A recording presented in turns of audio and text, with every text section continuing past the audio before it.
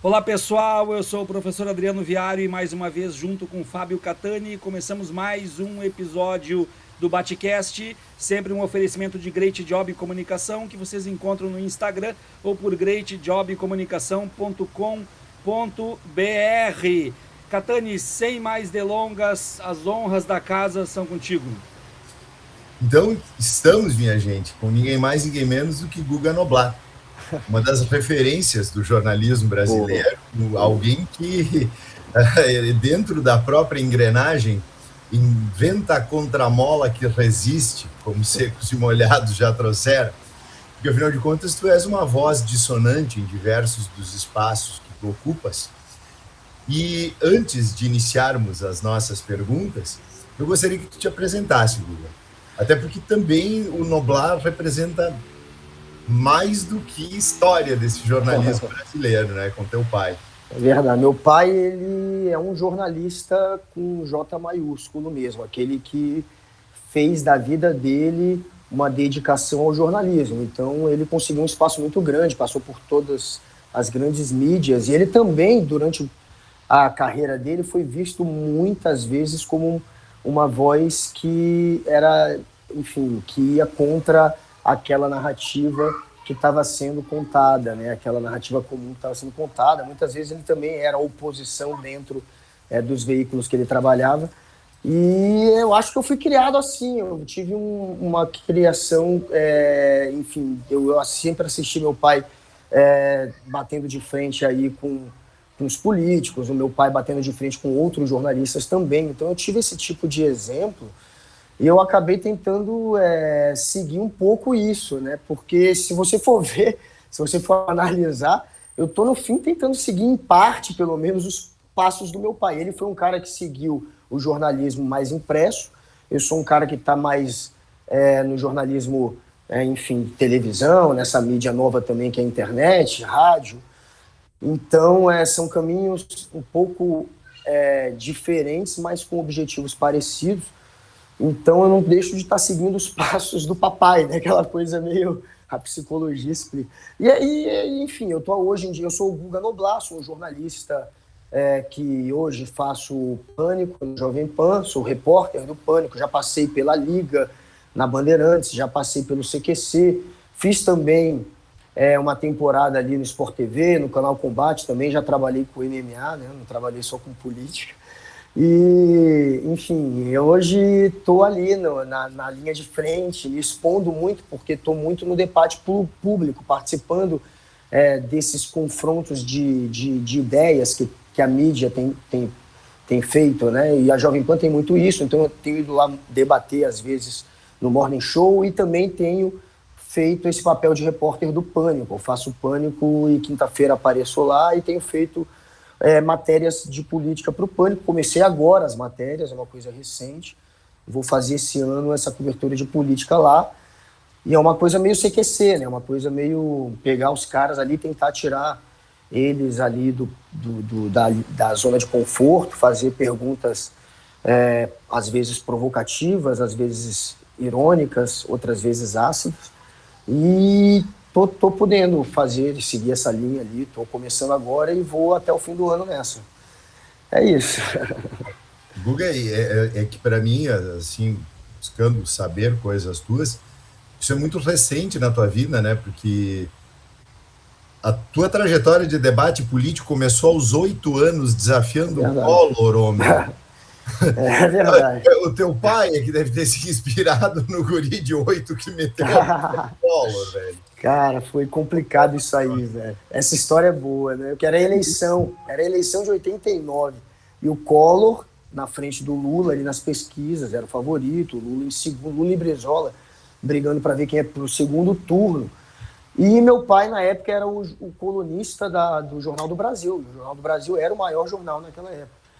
Ele tinha herdado a coluna do Castelinho, que era o maior jornalista de política do Brasil por muito tempo, e ele foi aquele jornalista que, quando era jovem, o Castelinho colocou ali debaixo da asa, ajudava ele a fazer a coluna no Jornal do Brasil, depois acabou, enfim, virando colunista, e ele tinha uma coluna diária lá de política.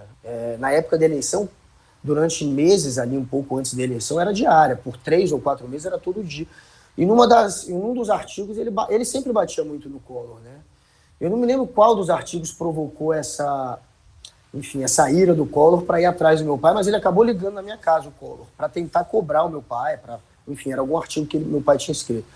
E quando uma tia minha que atendeu o telefone, e eu detestava o Collor era o Bolsonaro naquela época. E aí, e quando minha tia falou, o Collor tá no telefone, eu tinha 8 anos de idade. O Collor tá no telefone, Noblar, chamando meu pai, e eu ouvi aquilo, eu saí correndo, peguei o telefone e falei, né, pro Collor, não liga aqui na minha casa, que aqui a gente vai votar no Lula. E aí desliguei na cara dele. E o meu pai nem ia votar no Lula, porque ele sabia que o Lula ia perder pro Collor no segundo turno. Ele sempre foi pragmático, ele sabia que tinha que ir o Brizola, no caso. Mas, enfim, eu falei isso. O Collor acabou usando isso contra o meu pai, inclusive. E quando a Veja, inclusive, fez uma reportagem do primeiro jornalista demitido para agradar o primeiro presidente civil, né, depois da ditadura, que foi o Collor. Que foi meu pai, no caso, o primeiro demitido. Virou até matéria da Veja. Assim que o Collor foi eleito, a gente estava de férias em Recife. Meu pai, além de ser o colunista, era o diretor da sucursal em Brasília. Ele que era o diretor em Brasília do Jornal do Brasil. E quando aconteceu a eleição, assim que o Collor foi eleito, no outro dia ele já estava demitido. E quem avisou foi até um contador, assim, não foi ninguém nem teve coragem. Ele ligou no jornal e alguém, assim, que nem deveria contar, alguém, enfim, que não tinha nada a ver com a história, acabou contando, porque ninguém nem teve coragem de avisar para ele que ele estava demitido. O Jornal do Brasil pagava tudo, né, gente? Pagava escola, pagava motorista, pagava aluguel da casa, a gente morava em casa alugada. Então, assim, de um dia para o outro também a gente perdeu tudo, não só o emprego. E aí, depois disso, ele, enfim, foi trabalhar fazendo propaganda política um tempo. Ele até desistiu um tempo do jornalismo, foi trabalhar com marketing político, acabou fazendo a campanha lá em Angola, do MPLA, foi do Zé Eduardo em Angola, MPLA contra o Jonas Savimbi, né? O MPLA era apoiado pela União Soviética, o Jonas Savimbi era apoiado pelos Estados Unidos. Aquela guerra civil que durou 25 anos, né? E que parou durante esse período da eleição, que acabou tendo uma eleição em 90, eu não me lembro a data exata, acho que foi em 92, isso. E essa campanha, por exemplo, meu pai foi lá, ele ficou 2 anos em Angola, praticamente morando em Angola, mais de um ano, quase 2. Enfim, a gente passou por uma fase complicada, mas teve essa história do Collor, que acabou sendo meu primeiro momento de CQC, né? Guga, não, é interessante que o Brizola chamava exatamente Collor, Maluf e outros de filhotinhos da ditadura. Mas eram. E mostrou claramente nessa atitude de censura e perseguição política. O Collor é assim, você acha? Você acha que ele está preocupado com liberdade de imprensa, liberdade de expressão? Está nada. Ele só quer um monte de gente ali bajulando ele, enfim, criando uma narrativa favorável a ele. Quem for contra, a maioria, todos os políticos quase são assim, não é só o Collor, vamos ser justos. Mas, enfim, o Collor, no caso, era o presidente, a reação foi essa. Guga, me diz uma coisa, tu sempre trabalhou, pelo menos a tua trajetória, ela é toda escrita em cima do debate, do embate e da divergência. Eu, inclusive, tive o prazer de poder estar junto contigo num debate do Ringue da Pan, com o Holiday e com o Kim Kataguiri, né, falando sobre Zumbi dos Palmares, e a gente percebe que tu ocupa aquele espaço que muitas pessoas da militância de esquerda, e é evidente que eu estou falando principalmente da militância virtual, diz que esse espaço não deve ser ocupado por pessoas mais progressistas e mais à esquerda. Inclusive, naquele debate que eu participei, eu fui quase que cancelado porque eu não devia estar na Jovem Pan, e eu falei que não, que eu acho que eu tenho que estar lá, eu tenho que ocupar esses espaços e eu tenho que debater. Mas isso para ti não é uma novidade, a tua vida sempre foi traçada em cima disso. Como que foi para ti desde o início conviver desta forma, em ambientes às vezes que tu pode ser até a voz minoritária, mas sobretudo que tu se encontra em intenso debate e embate? Tu aprendeu com o passar do tempo a lidar com isso? Ou sempre foi tranquilo, ou ainda não é tranquilo para ti? Eu acho que sempre foi tranquilo, porque eu já vivi na minha vida estresses muito maiores do que a pressão do público nas redes sociais por conta desses tipos de embate entre esquerda e direita. Assim, cancelamento, eu não cheguei nem perto de ser cancelado por participar desses embates, não aconteceu isso comigo. Mas, assim, não são coisas que me assustariam muito. Na época que, voltando a meu pai, na época que ele era diretor de redação do Correio Brasiliense aqui em Brasília, a pressão que a gente sofria era muito pior do que esse tipo aí, né? A gente corria risco de morte o tempo inteiro. Eu fiquei 3 anos ou 4 da minha vida andando ou com um policial do meu lado ou com segurança. A gente era ameaçado de morte, eu levei uma navalhada na cara com 18 anos. Esse meu lado do rosto não vai até o final, sorriso por isso. Por 1 milímetro eu não perdi um nervo facial e não fiquei com o rosto caído para sempre. Isso tudo foi política. Quando eu levei essa navalhada, que eu cheguei em casa, ligaram na minha casa, eu tinha 18 anos. Meu pai atendeu e perguntaram, seu filho chegou arrebentado? Desligaram, o telefone partiu de um orelhão, mas enfim, a gente recebeu um nível de pressão que foi tão grande que, sinceramente, não vai ser algum tipo de ataque de hater na internet que vai me tirar o sono hoje em dia. Inclusive, eu tive que morar um tempo fora do Brasil, meu irmão teve, minha irmã teve. Então, foi complicado. Na época que ele era diretor de redação, ele comprou briga com a máfia inteira de Brasília, gente. Desde os grileiros de terra até o governador, o senador, todo mundo, enfim, não gostava do meu pai. Então, era uma coisa complicada. E foram muitos anos assim. E agora, participar desse tipo de debate, claro que tem um nível de pressão que rola na internet, mas como eu te contei, perto do que eu já passei, não é nada. Então, eu levo na esportiva, inclusive quando eu começo a ser atacado, eu acho que o ataque maior sempre vem da direita mesmo. A esquerda nunca quis cancelar para eu participar desses debates. Muitos acham, inclusive, que eu devo ocupar esses espaços.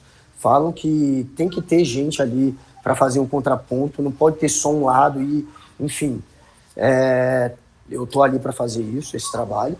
E a direita, sim, tenta às vezes pegar o que eu falo ali, pegar às vezes uma reação, ou, sabe, não é nem um debate, não é nem um trecho do debate, mas pegar algumas reações, alguns momentos para criar vídeos negativos contra você, manipulando com edições maliciosas. Isso acontece o tempo inteiro.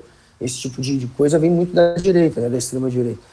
Mas eu também vejo isso como uma propaganda, no fim, porque isso acaba sendo vinculado em grupos da extrema-direita que acreditam em mamadeira de piroca, outros que acreditam em terra plana, que acham que o Bolsonaro não ataca a democracia, que são negacionistas da ciência ou do risco que a democracia corre, que são pessoas que, no fim,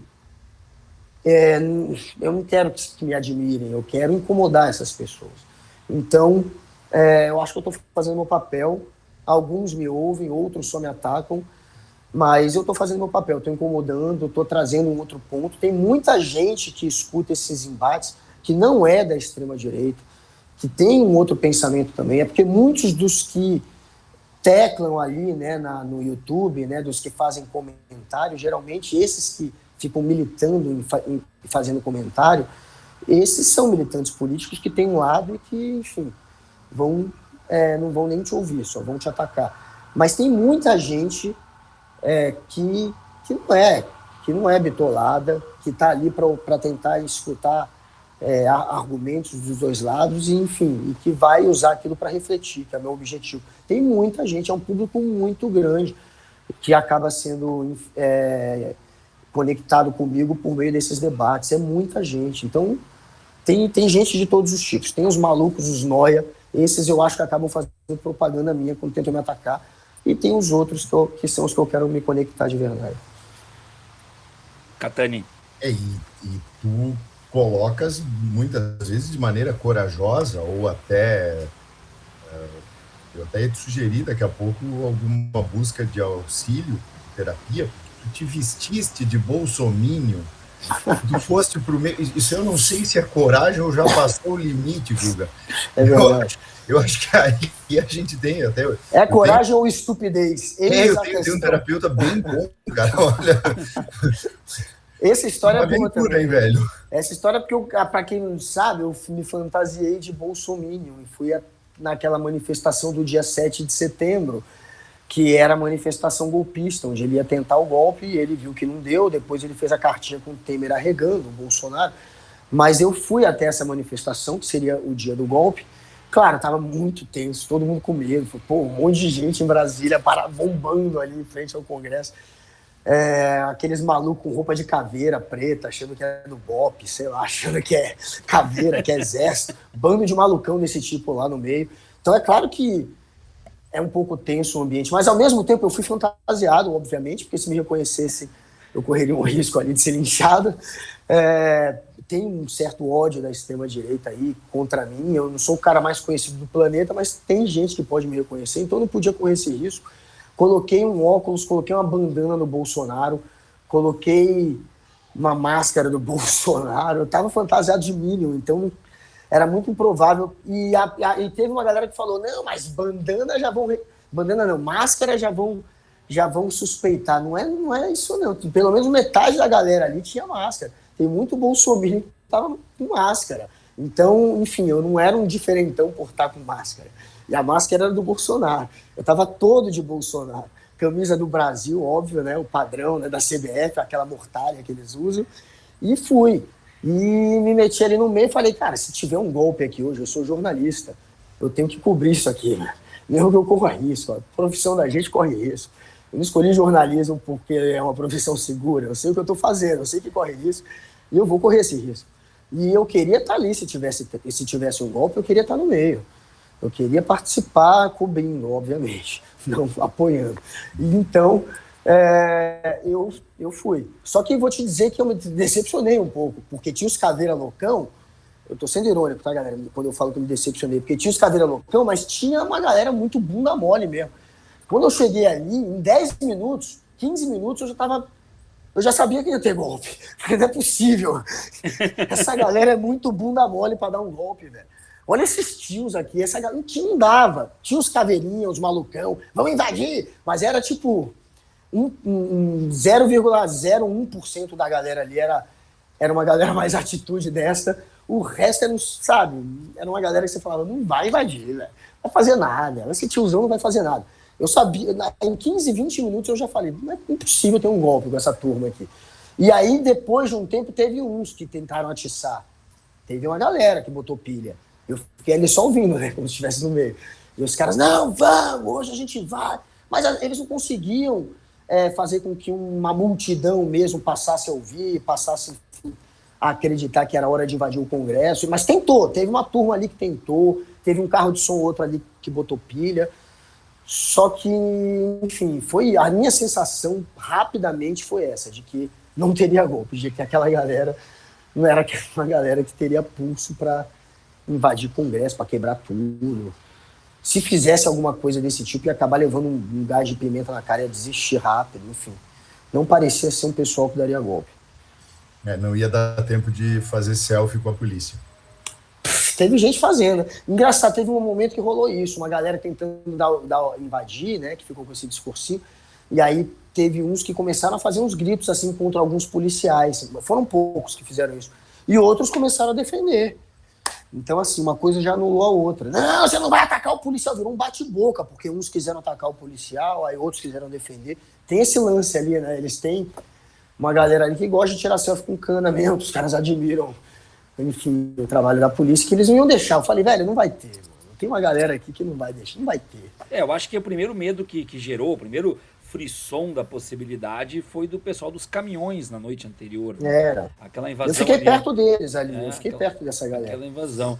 Guga, eu queria mudar um pouco o assunto para trazer para alguma coisa da atualidade. Tu deve ter acompanhado a polêmica toda envolvendo o episódio do Flow. E tudo que isso claro. que girou, e o cancelamento do Monark e tudo mais. Claro. Depois de passado alguns dias, hoje as pessoas estão mais preocupadas em dizer assim, o que o Monark falou, o que o podcaster falou é imperdoável, mas nós não podemos dizer que ele é um nazista, que ele é um fascista, mas sim que ele nem sabe o que ele é. E fala um monte de besteira boca fora, nem sempre está sóbrio ou dificilmente está sóbrio, o que já influencia muitas coisas. Como é que tu percebe isso em Brasília ou tu percebe isso em manifestações? Esse desejo de liberdade de expressão às avessas, de todo mundo querer falar tudo o que quer e não ter nenhum tipo de responsabilidade, isso tá só no podcast ou isso tá nessa população que tu presenciaste, por exemplo, numa tentativa de golpe? Não, está tendo um movimento político que tenta distorcer a nossa noção de liberdade de expressão, né? Tentando, enfim, passar o que seria crime como se fosse um simples comentário ou como se fosse uma simples opinião.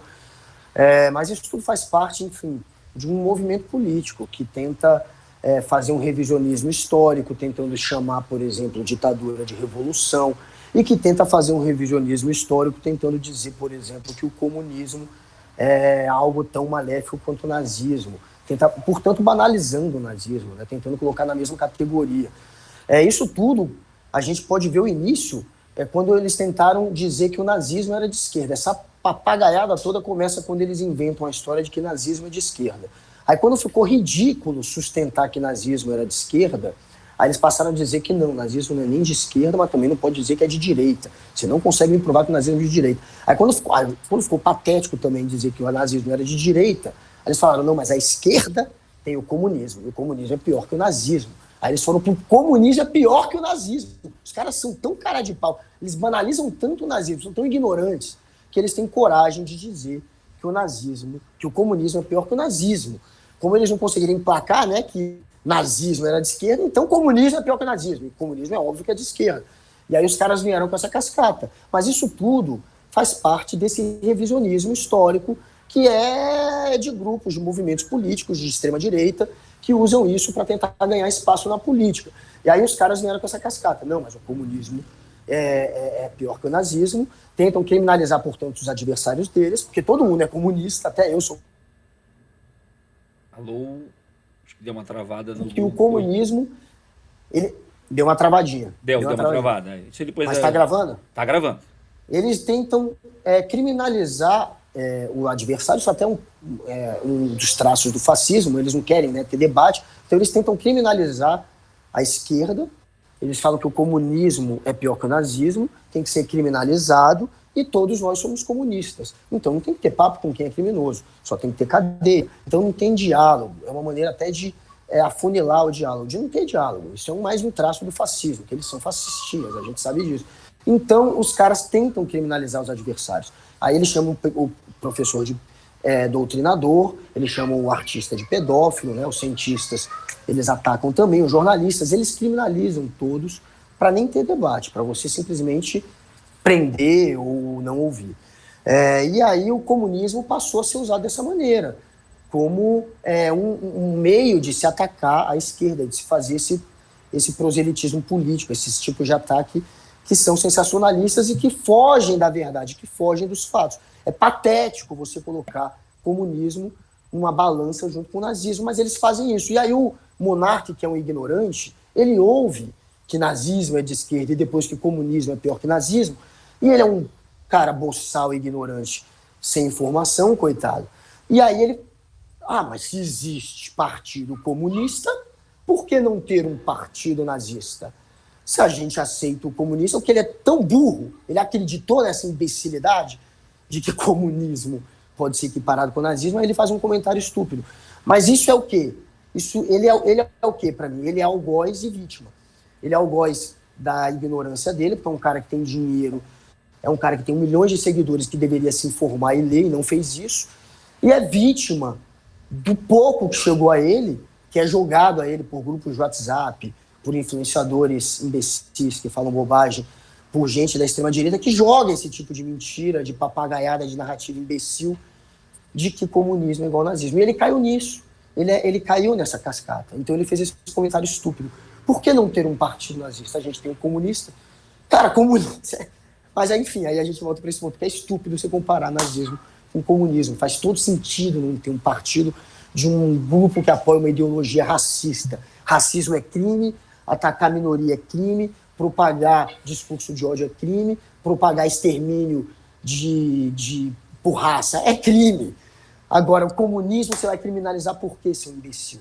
Aí a gente vai para o início da história. Eles equipararam, eles caíram nessa cascata, enfim, e ele acabou fazendo esse comentário imbecil. Só que E daí, a consequência é essa. Só que daí o deputado federal, Kim Kataguiri, no mesmo programa, disse que acha que a Alemanha errou ao criminalizar o nazismo.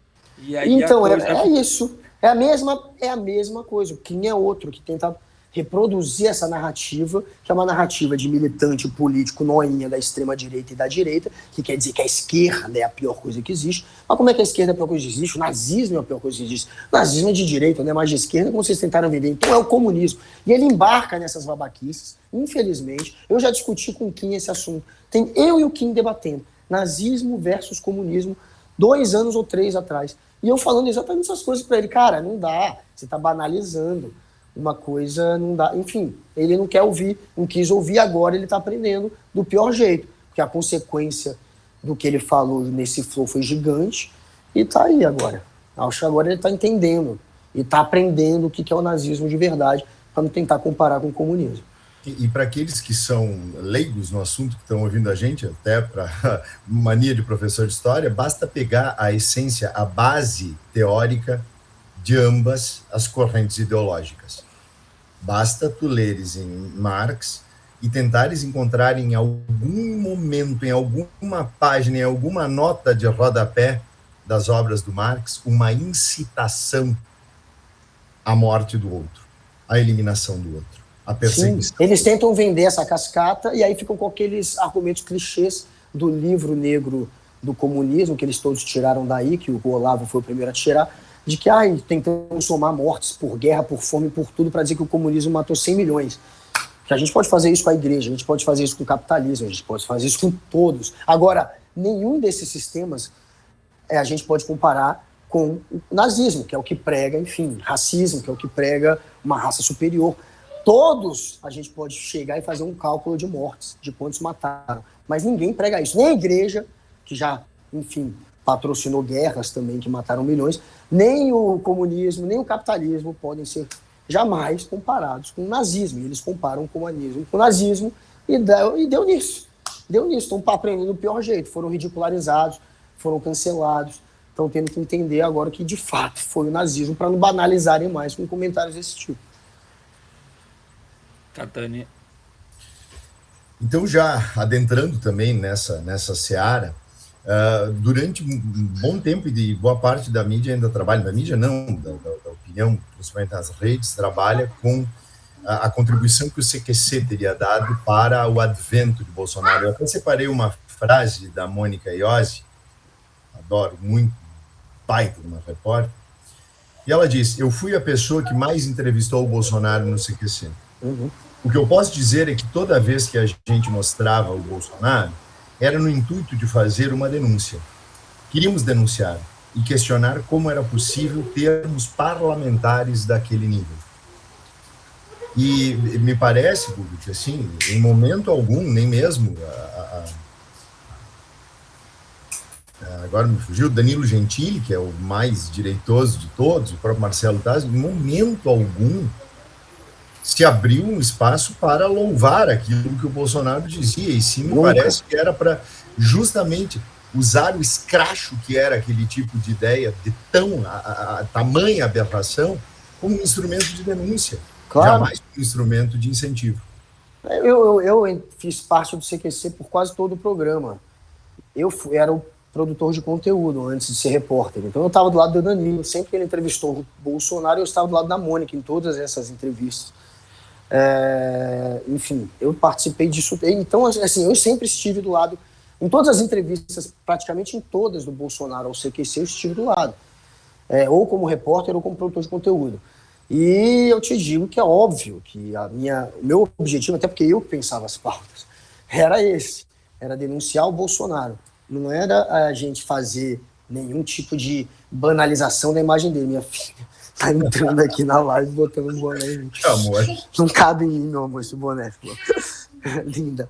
Então, eu tô só eu em casa com as minhas filhas. Minha mulher não chegou, tá trabalhando. Tem problema. Então, galera, Pera que ela tá fazendo uma pergunta. O que foi, amor? Você não sabe usar o computador ainda, meu amor, e tá desligado. Eu não posso, Flor. Eu tô numa live, meu amor. Voltando. Não tem senha, meu amor, é só ligar. Traz Aí, tá vendo? Ele tem 5 anos de idade, cara. 5 anos já é geração internet. Daqui a pouco Mas ela atende uma ligação do Bolsonaro e repete o pai do Collor, né? Se eu gritar Bolsonaro, vocês vão ouvir que elas vão gritar de volta. É pior do que eu quando eu não gostava do Collor. Mas voltando aqui. Mas voltando aqui. Não, parou, galera. Parou. Voltando aqui. O CQC, a gente nunca quis banalizar o Bolsonaro. Eu fazia as pautas, essas pautas todas. Eu que fiz essas pautas todas. Eu que várias vezes falei, vamos pegar o Bolsonaro. E a intenção era mostrar um sujeito absurdo que existia ali, porque ele realmente era único ali, né? Poucos tinham coragem de levantar essas bandeiras da extrema-direita naquela época, que ele levantava. Hoje tem vários para disputar espaço, falando bobagem, mas naquela época ele era um dos únicos. E a gente falava, cara, primeiro, não pode mais ninguém igual a ele. Depois, é esdrúxulo, é absurdo, tem um cara igual a esse, a gente pode debochar muito dele, vamos debochar dele. E o programa, a gente tinha que ter alguns políticos que serviriam para ser o oposto dos valores que o programa representava. Eram políticos que a gente jamais ia mostrar de uma maneira positiva. A gente sempre ia para aloprar, para ironizar, para debochar. Ele era o principal. Eu tive essa conversa com os diretores do programa. A gente queria ter um político. Eles falaram, a gente tem que ter uns caras que a gente bate mesmo, que é para mostrar quais são os valores do programa. E não tinha ninguém melhor para a gente mostrar os valores do programa do que o Bolsonaro. Então, a gente ia lá debochar dele, bater nele, mostrar que, enfim, que ele representava tudo aquilo que a gente abominava. Essa era a intenção. E a gente fez isso. Tanto que, se você for ver, sempre que atacam o Bolsonaro hoje em dia é mostrando vídeos do CQC. Quase 90% dos ataques que fazem ao Bolsonaro é resgatando alguma coisa que ele falou, que o CQC mostrou, que a gente foi lá e provocou. Então, a intenção é óbvio que sempre foi, enfim, denunciar, mostrar quem era esse cara e passar, como eu falei, os valores do programa. A gente é o oposto desse cara aqui, então vamos bater nele, vamos montar nesse cara. E ele não gostava do CQC, né? Ele processou a Preta Gil, ele falou várias vezes que ia processar o CQC, processou gente que falou sobre ele no CQC, e, enfim, ele tinha um problema com o Tais, gostava do Tais. Às vezes a gente ia entrevistá-lo e ele gravava a gente junto para soltar a versão dele. Então, assim, era uma relação, não era uma relação de brother, mas ele usava o programa, ele viu que estava começando a crescer, claro. E aí fica essa discussão hoje. Vem cá, a gente não deveria ter mostrado menos, porque a gente acabou, né, chocando o ovo da serpente, né? A gente acabou mostrando ali para um monte de gente quem era aquele cara, um monte de fascistinha. Todo país tem 15 a 20% de fascista. E os caras não sabiam que era o Bolsonaro, passaram a saber, então ele cresceu rápido por isso. Claro que não foi isso que fez ele vencer a eleição, discordo totalmente, mas é óbvio que ele só teve um impulso inicial de virar quem virou, porque apareceu muito também no CQC, sem dúvida. Tu vê, Guga, no primeiro episódio dessa temporada, eu entrevistei o sociólogo Marcos Rolim, tá, que é aqui do Rio Grande do Sul. Marcos Rolim foi deputado federal por um mandato, ele foi mais aqui estadual, vereador no Rio Grande do Sul. Acho que eu lembro dele. Tá? Mas ele foi deputado federal pelo PT, deputado federal, no início dos anos 2000, e ele disse que eles tinham um combinado no Congresso, tá? Um combinado na Câmara, que é deixa esse cara falar, porque ele estava sempre na Comissão de Direitos Humanos, o Rolim presidiu a comissão, o Bolsonaro fazia parte, tá? E eles tinham um combinado, deixa ele falar, deixa esse cara falar idiotices, deixa esse cara falar, porque você não vai levar a lugar nenhum. Eu perguntei pro Rolim, vocês não erraram em deixar esse cara falar por muito tempo? O Rolim hoje me parece que faz uma meia-culpa em relação a isso, porque deixaram jogar desmarcado lá dentro por muito tempo. Inclusive o Rolim fala que ele, Rolim, foi para a Amazônia, descobriu um caso de índias que eram violentadas por militares e denunciou isso para países estrangeiros. E quando ele denunciou isso, ele fez a matéria dele em inglês, o Bolsonaro pediu a voz na tribuna da Câmara e disse que o Rolim estava atacando as Forças Armadas brasileiras e quem fazia isso deveria ser fuzilado. Ele falou isso Deus. dentro da Câmara Não para um acredito. deputado federal. Então, o CQC fez, os próprios deputados, de alguma forma, contribuíram lá atrás, nos anos 90. Não, lá isso atrás, é nos muito 2000. pior. O CQC, a gente foi lá, banalizou. Você pode discutir se a gente não mostrou demais. Se, enfim, a gente não deveria ter apresentado menos esse sujeito. Isso é uma discussão que vale. Agora, os caras chegarem e deixarem um sujeito falar lá dentro, queria fuzilar o FHC, fuzilar o Rolinho, agora você está dizendo, eu nem sabia dessa. Fuzilar o FHC, que todo mundo já sabe, que ele falou lá também. E vários outros comentários a favor do Ustra, vários outros comentários que mereceriam já a perda de mandato, ele não perdeu. E isso deveria ter acontecido. Eles deveriam ter cassado o mandato do Bolsonaro. O Bolsonaro cometeu várias quebras de decoro. Se sumiram e voltaram. Ah, tá. Os Bolsonaro cometeu várias quebras de decoro, ameaçou, fez comentários, enfim, de ódio lá dentro que não poderiam ser aceitos. E aceitaram, deixaram. O STF também foi conivente, né? O cara foi racista quando falou dos quilombolas. E o cara foi racista e o STF fingiu que era um comentário, enfim, brincadeira, stand-up comedy para Ku Klux Klan, só se for. Mas eles fingiram que era só uma brincadeira, enfim. Todo mundo foi conivente ali. O CQC não foi conivente, a gente não banalizou. Porém, hoje eu posso pensar, deveria ter mostrado tanto ou não. Deveria ter mostrado bem menos, talvez sim. Mas eu tenho a noção de que a gente nunca banalizou. A gente nunca apresentou ele como engraçadão. A gente apresentava ele como um perturbado, como um fascistinha, como alguém, enfim, que era o oposto do que a gente queria, do que o CQC representava de valores. Abaixa aí, galera. Ligaram a TV agora. Abaixa, meu amor. Abaixa. Tira todo o áudio. Filha, vai, tira todo o áudio. Todo. E aí, Guga, o que me parece, qual é a leitura, e até me corrija se eu estiver errado, me parece que tanto aquilo que o Viário trouxe, quanto aquilo que tu estás trazendo, permitiram que se construísse a imagem de alguém que é plenamente arraigado no mais podre, na mais podre fisiologia política desse país, que está lá sugando o erário público sem jamais ter contribuído para nada, mesmo agora no executivo, e que se pudesse se apresentar como um outsider, com uma característica revolucionária, daquele que sempre foi excluído pelo sistema, que ele era o único que poderia combater porque sempre viveu e resistiu a esse sistema.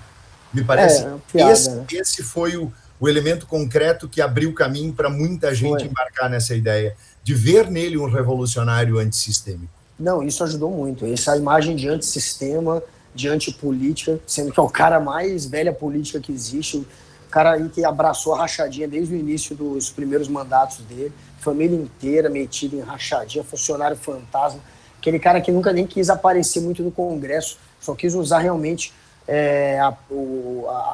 a vida na política. Eu não chamo nem de carreira política, a vida na política é uma profissão. Para ele, sim, foi uma carreira, um jeito de ganhar dinheiro, de ficar rico, né? Entrou na política com Fiat e já passou pela mão dele, mais de 30 imóveis já passaram pela mão dele, quase todos comprados a preço abaixo do mercado e vendidos acima, né? Em sinal claro de estarem sendo, enfim, lavagem de dinheiro, de ser dinheiro ilegal. Mas, enfim, tem um monte de suspeita que sempre pesou contra ele. É um sujeito que claramente passou por 8 partidos já, todos do Centrão. O governo dele é o governo que mais abraçou o Centrão, é o primeiro governo que dá a Casa Civil ao Centrão. Todo mundo deixa na Casa Civil alguém de confiança, Dilma, Lula, Temer, ninguém deu para o Centrão a Casa Civil. Quando você entrega a Casa Civil para o Centrão, é porque você abriu mão de governar, você só quer estar se mantendo ali, enfim, com o seu salário, com parte do seu poder, que já perdeu outra parte para o Centrão, e, enfim, e com o seu foro privilegiado, que é o que ele está fazendo. Bolsonaro é um sujeito cheio de rolo mesmo para explicar, é um sujeito que tem ligação com milícia, que tem que explicar, é um sujeito que sempre foi da velha política e que, quando tentou se engajar aí para virar presidente, abraçou de vez o discurso da extrema-direita, que ele era já extrema-direita, ele já era alguém que tinha um discurso extremista, mas abraçou mais agora por uma questão até oportunista. Ele nunca foi um cara muito ideológico, nunca leu um livro, né, do Olavo ou de ninguém, enfim. Do Olavo eu até acho bom ele nunca ter lido, mas era o filósofo, era o guru dele, ele nunca leu nem isso. Enfim, ele não tem base ideológica, ele não tem conteúdo para debater nada. Ele é uma grande fraude que abraçou esse extremismo que existe hoje, essa narrativa da extrema-direita, por uma questão política, por se identificar em partes também, né?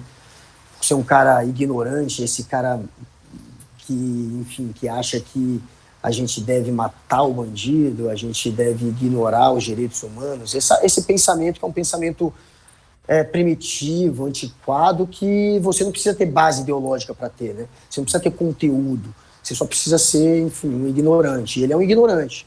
Mas ele abraçou um pouco das correntes da extrema-direita, fingindo que tem algum conteúdo, mas não tem. Mas, enfim, o Bolsonaro é uma fraude, é um oportunista que sempre foi da velha política. Sem dúvida nenhuma, ele é a velha política. E nunca foi revolucionário, como parte da extrema-direita acha que ele é, e como parte da extrema-direita acredita que tenha que ter alguém, né, assim, com esse tipo de discurso. Ele não é esse cara. Ele enganou esses eleitores da extrema-direita, fingindo, enfim, que tinha algum tipo de conteúdo, mas ele não tem, ele não sabe de nada, ele não entende de nada. Ele é só um oportunista gritando alguns clichês que sabe que vai render voto para ele. E lembrando que rachadinha é crime, portanto coisa de bandido, e pela lógica, bandido deve ser morto. Ainda portanto, tem essa, né? Porque se a gente fosse ver na lógica dele, ele teria que colocar alguns parentes dele aí na guilhotina, né? E ele, inclusive, estaria correndo risco. Guga, nós estamos indo para os nossos últimos 12 minutos de programa, e aí eu queria te fazer um comentário assim. Certo dia eu estava sentado na frente do computador e entrou um tweet para mim que me deixou espantado. O tweet era: Luciano Hang faz Guga Noblat passar vergonha ao vivo. Esses vídeos que eu te falei do início, né? Luciano Hang é um velho da van. Mas esse vídeo foi editado pela extrema-direita. Já a esquerda falou o contrário, né? Desmentindo o Bozo, falou Guga Noblat detonando o velho da van. E assim, modéstia à parte, eu não creio que fui detonado por ele nem um pouco, né? Mas esse vídeo é ridículo. Esse vídeo eles não deixam nem eu falar. Esse vídeo é uma edição assim de quatro trechos do nosso debate. Eles colocam 4 trechos, todos ele falando. 4 cortes, eu não falo nenhum. E aí eu tomei um pau.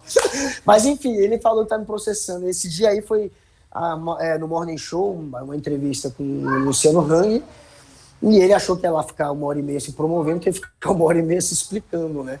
Eu fiz umas 5 perguntas na goela dele ali, falando só de assunto ruim para ele. E a primeira pergunta, que já foi ruim, ele já quis me atacar de volta, relembrando um post que eu tinha feito. Eu fiz um comentário no Twitter dizendo que... Eu não coloquei o nome dele, eu não citei ele, eu só comentei. Matou a mãe e adulterou o atestado de óbito. É o Nardoni ao contrário. Eu fiz esse comentário do Nardoni ao contrário sem nem citar ele, né? Mas ele acusou golpe, ele disse que foi para ele. E aí ele passou a dizer para todo mundo que eu estava dizendo que ele matou a mãe dele. Eu acho só muito engraçado um sujeito que usa a morte da mãe dele para fazer propaganda de remédio experimental, para fazer propaganda fake ainda por cima, porque a mãe dele usou esses remédios, né? E ele quis passar a imagem de que ela não tinha usado, de que ela poderia estar viva se tivesse usado. Um sujeito que usa a própria morte da mãe para passar uma fake news, dizendo que ela podia estar viva se tivesse usado remédios que ela de fato usou. Esse sujeito quer ser a vítima, né? Ele quer ser o cara que é o coitadinho da história. Então, como pegou muito mal para ele essa história, ele tentou me usar, inclusive, para virar a vítima. Olha aí, tá dizendo que eu matei minha mãe. Eu não disse que você matou sua mãe, eu fiz um comentário sem nem te citar, Hang. Você que acusou o golpe. Falei que quem faz isso é o Nardoni ao contrário. Se você acusou o golpe, tá achando que foi para você, serviu a carapuça. E o Nardoni e o Hang, de fato, fez isso, né? Ele usou a morte da mãe para tentar fazer lobby, propaganda de cloroquina, de ozonioterapia, né? Ele falou que a mãe podia estar viva se tivesse feito o tratamento experimental. Ela fez o tratamento experimental. Aí, depois que descobriram que ela fez, ele falou, não, mas ela fez o tratamento experimental quando já estava internada. Se ela tivesse feito antes de ser internado, precoce, aí ela poderia estar viva. Aí ele tentou dar essa maquiada, sacou? Não, eu quis dizer o precoce. Porra, você quis dizer tratamento, você quis enganar a galera. Tua mãe usou. Eu falei pra ele no Morre. Sua mãe fez ozonoterapia, sua mãe fez cloroquina e morreu. Você tinha que ter tido a responsabilidade de dizer para o Brasil que ela fez o tratamento experimental. Você quis dizer que ela não fez. Essa é a minha crítica. Mas ele disse que está me processando, eu vou te dizer, por enquanto não tem processo nenhum. Só para lacrar, pelo jeito. Vamos ver se vai chegar esse processo. Já procurei, não tem processo nenhum rolando. Vamos ver se em algum momento vai entrar. Por enquanto, foi só para lacrar também nas redes, só para fazer esse vídeo. Pá, pá, pá! Ele está sendo processado, nem processo. Por enquanto não está rolando. Até acho que ele não é tão inocente. Ele sabe que vai perder se processar. Não tem nem o que processar, né? Mas, por enquanto, foi só para lacrar essa história aí. Até porque, pelo que se percebe, foi muito um chapéu que ele mesmo usou. Não, ele que acusou golpe. Eu não citei ele, falei nada, não comentei que era ele. O cara vai lá acusar golpe. Agora, a minha crítica, eu falei isso para ele no Morning, é essa. Você mentiu, você enganou, tentou enganar o Brasil, velho. Fala real, tua mãe fez tratamento experimental e morreu do mesmo jeito. Catani, eu não gosto de dizer isso, mas é a tua última pergunta. Tá? Eu sou o cara do ponto também aqui, Guga. Tá? Eu sou o cara que fala também. Tá então, vamos terminar com uma coisa um pouco mais leve. Não, a tua última, depois tem a minha última. Né? Opa, desculpa, falei mal. O Viário esqueceu que agora nós estamos sendo patrocinados pela Coca-Cola. Tu nem falaste, eu não cheguei a te avisar. Mas olha só. Porra, tão bem. Tamo bem, cara, tamo bem. Então, cara, internet e Xuxa. Descoberta da internet e Xuxa. Essa história é boa. Uma relação. As filhas não ouçam. Pior relação do meu lado aqui. Vamos falar em códigos, mas realmente o que me fez buscar conhecer a internet, despertou a curiosidade de realmente começar a me conectar com a internet, foi o dia que eu entrei na casa de um vizinho meu, ele era mó nerd. Ele já tinha uns 19, eu tinha 13 anos. E ele era todo nerd. Ele trabalha até fazendo jogo de videogame hoje em dia. Ele sempre entendeu muito de computador. E era um cara que já estava super antenado com a internet. E ninguém tinha internet, ele já tinha. Eu cheguei na casa dele, acho que minha mãe estava começando a contratar também o serviço de internet. Mas a gente não usava, não tinha o hábito de entrar. E quando eu cheguei na casa dele, ele me falou que tinha uma foto da Xuxa nua. Eu falei, cara, era uma coisa impossível. Impossível você ter uma foto da Xuxa. Naquela época, impossível você ver uma foto da Xuxa pelada. Ele falou que tinha. Eu falei, como? Peguei na internet. O quê? Aí é óbvio que eu fiquei com aquilo naquela internet. Tem isso, tem essas coisas. Eu passei, claro, 13 anos de idade, cara. Pior, não tinha, né, como, né? Passei a tentar navegar e me aventurar pela internet. Aí comecei a entrar naqueles bate-papos do UOL, que você ficava só conversando ali no UOL com a pessoa, era muito louco, né? Aí depois veio os bate-papos do ICQ, aí pronto, eu peguei a evolução da internet. Isso eu tô falando 1995 para 96, quando a gente começou de fato, a navegar na internet, né? 95, se eu não me engano. Muito início. Já tá muito bem. Cara, minha primeira crush, eu me correspondia por carta, depois de fazer curso de datilografia. Imagina, velho. Imagina. Carta, fax. Imagina. Tinha a época do fax. Passei muito fax. De que ano tu é, Guga? 81, eu sou coroa. Sou de 81. Nós somos de 76 e 75. Quase pertinho. Quase a mesma geração. Guga, para a gente encaminhar o final da nossa conversa, eu queria te fazer uma pergunta, então, que é também sendo leve como a última pergunta do Catani, mas é uma curiosidade minha. O Guga Noblat consegue, porque tem esposa, tem filhas, tem família, consegue desligar desse mundo todo para ter o seu particular, para ter a sua vida pessoal? Eu não consigo desligar muito, não. Tanto que quando eu entro de férias, eu demoro uns 10 dias para, de fato, conseguir relaxar e me sentir de férias. Eu fico ainda 10 dias ali no ritmo de trabalho ainda na minha cabeça. É muito louco. Mas, assim, tem coisas que eu faço para tentar me distrair. Tem prazeres que eu tenho ali, que eu faço. Eu gosto muito de batalha de rap, por exemplo, batalha de rima. Então, as coisas que fazem eu me desligar muito é isso. Aí eu fico entrando nas batalhas. Mas as batalhas, elas são muito politizadas também. Então, a batalha também, às vezes, me faz pensar em política. Eu sei porque o meu filho é MC de batalha. Eu me amarro em batalha. Então, assim, mas tem umas coisas que me distraem. Batalha, às vezes eu tento... O esporte, né? MMA ainda. MMA era uma coisa que era um hobby para mim, luta, e depois virou emprego. Então, você quer acabar com o seu hobby, você faz virar emprego, né? Foi o que aconteceu comigo. Eu acabei trabalhando muito tempo com isso. E é claro que eu deixei de ter o prazer que eu tinha. Antes eu tinha mais prazer em acompanhar as lutas. Quando você passa a trabalhar, fica uma coisa mais maçante. Mas eu gosto muito de esporte. E tem um jogo de videogame que eu jogo. O único jogo de videogame que eu jogo, que é FIFA Soccer. Eu jogo futebol no videogame. Então, às vezes, eu consigo entrar na madruga. Eu entro na madruga, tipo 1 da manhã, entro, fico 1 hora jogando. Às vezes eu faço isso 2 vezes por semana, sabe? 3, às vezes. Fim de semana eu faço isso. Então eu me distraio, são coisas que me distraem.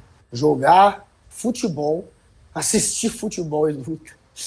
E batalha de rima. São as coisas que me tiram um pouco a cabeça. E gosto de filme, gosto de série, mas tenho tenho acompanhado pouco isso. Mas existe cobrança para que tu desligue disso tudo no teu meio familiar? Não, existe um pouco. Às vezes eu vou pro clube com a minha mulher, a gente vai lá, faz um churrasco e tal. E aí eu não fico... Porque eu fico o dia inteiro, cara, com a cara no computador, lendo notícia. Eu leio muita notícia e vendo notícia. E comentando. E aí, às vezes, a gente sai com os amigos, aí vira debate político. Quando eu estou nos meus momentos de lazer, que seria de lazer, também vira muita discussão política. E aí minha mulher cobra, assim, tenta desligar, tenta falar, enfim. Tem uma cobrança. Tem uma cobrança, senão fica chato, né? Senão fica um chatão que só fala de política. A gente conhece só bem fala isso. de jornalismo, e só vê política, só lê, e só faz isso, porra. Não posso ficar só fazendo isso. Eu tenho que me distrair com coisas idiotas, às vezes. Tipo uma luta mesmo de MMA. É isso. Um jogo de futebol. E no FIFA tu escala times, tu compra jogadores? Não, no FIFA eu sou desse nível, velho. FIFA eu sou viciado. Então eu tenho uma boa dica. E tu vai comprar no virtual e tu vai levar o real. Lateral esquerdo Moisés do Internacional. Leva pra ti. Você levará ele assim, ó, vai de brinde Vai o próprio. De brinde, é sacanagem. Porque aqui somos dois colorados, Guga, tá? Porra, Moisés, tá queimado, hein, velho? Cara, eu moro a 300 metros do Beira-Rio, eu não perco nenhum jogo. Da mesma maneira que eu não perco nenhum jogo, o Inter não ganha nenhum. A coisa tá bem complicada. Meu avô, por parte de mãe, que morreu antes de eu conhecê-lo, porque ele morreu quando minha mãe tinha 18 anos, ele era gremista e o irmão era Inter. Mas, assim, doente, numa dessas ele foi assistir o jogo do Inter e Grêmio, ele foi com o irmão, ele foi pra torcida do Inter, falou merda, tomou um pau, foi jogado, quebrou costela. Ele era desse nível, ele arrumava treta, era treta aí, velho, era treta. Inter e Grêmio é foda. O bicho pega, velho. Bicho pega, é muito engraçado, cara, essa rivalidade eu acho que é a maior. É a maior do Brasil. Faça as honras finais, Catani. Bom, foi um episódio extraordinário. Tanto é que quando tu falasse que falta 12 minutos, eu fui olhar 2 vezes pro relógio, né? Eu digo, como assim já, né? De tão bom que foi. Então, uma satisfação imensa, uma honra para nós, foi muito legal. E talvez nós façamos outro em breve, porque tem muita coisa boa para contar pra gente. Obrigado. Guga, eu quero te fazer um convite, assista um episódio do nosso Batcast com o Tarso Genro, ex-governador do Rio Grande do Sul, ex-ministro. Assista o Tarso Genro abrir a fala dele dizendo: o Lula nunca foi de esquerda, o Lula nunca é de foi. Centro. Tá vendo? Eu falei isso. O Tarso falou na entrevista com a gente. E eu nem usei o Tarso a meu favor, vou usar a próxima vez. Porque eu disse isso no Morning Show e a direita pirou. Eu disse isso no Morning Show, piraram, porque eles não querem vender a imagem que Lula é comunista. Se você falar que o Lula é de centro, os caras piram. E aí é isso, vou usar o Tarso. Então pega o nosso episódio e faz um corte lá do Tarso dizendo que o Lula nunca foi de esquerda. Boa, tá lá vou fazer isso. Tá? Vou usar. Eu e o Fábio Catani falamos com Guga Noblar. Eu sou o professor Adriano Viaro e esse foi mais um episódio do Batcast. Tchau, tchau.